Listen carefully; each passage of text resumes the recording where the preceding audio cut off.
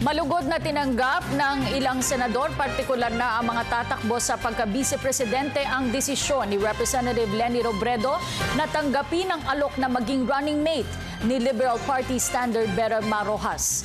Tiwala umano sila na kwalipikadong tumakbo si Robredo sa mas mataas na posisyon.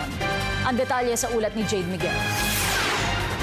Malugod na tinanggap ng mga senador, partikular ang ilang tatakbo sa pagka-vice-presidente, ang desisyon ni Camarines Sur 3rd District Representative Maria Leonor Leni Robredo na tumakbo sa pagkapangalawang Pangulo sa 2016. Sa isang statement, sinabi ni Senador Cheese Escudero na running mate ni Senador Grace Poe na may karapatan si Robredo na ialay ang kanyang sarili sa mas mataas na posisyon.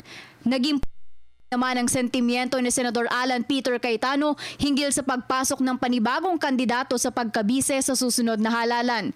Matatanda ang nag-anunsyo na rin ng senador na tatakbo sa parehong posisyon na kanyang isinagawa sa lungsod ng Davao. Anyone in the major political parties, no, sa liberal, sa team ni Grace Poe, sa team ni Marojas, sa team ni Binay, and hopefully sa team ni Duterte, will be formidable because they have a nationwide presence. No? Hindi lamang daw kwalipikado kundi isang babae rin na nakapaghandog na ng malaking sakripisyo para sa bayan si Robredo, ayon naman kay Senador Antonio Trillanes IV. Para naman kay Senate President Franklin Drilon na miyembro ng Partido Liberal, si Robredo na ang sa tingin nila na pinakadesenteng kandidato para sa naturang posisyon. Ang malinis anya na pamumuno ng yumaon nitong asawa na si dating DILG Secretary Jesse Robredo kasama si Representative Leni ang naging basihan nila sa pag-alok sa nasabing posisyon.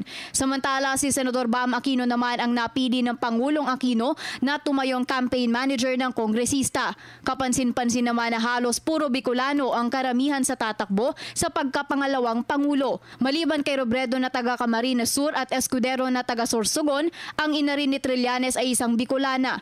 Ayon kay Senador Ralph Recto, kung tatakbo talaga si Senador Gringo Honasan bilang bise naman ni Vice President Jejomar Binay, daragdag siya sa hanay ng mga Bicolanong tatakbo sa naturang posisyon. Para sa Telebisyon ng Bayan, Jade Miguel.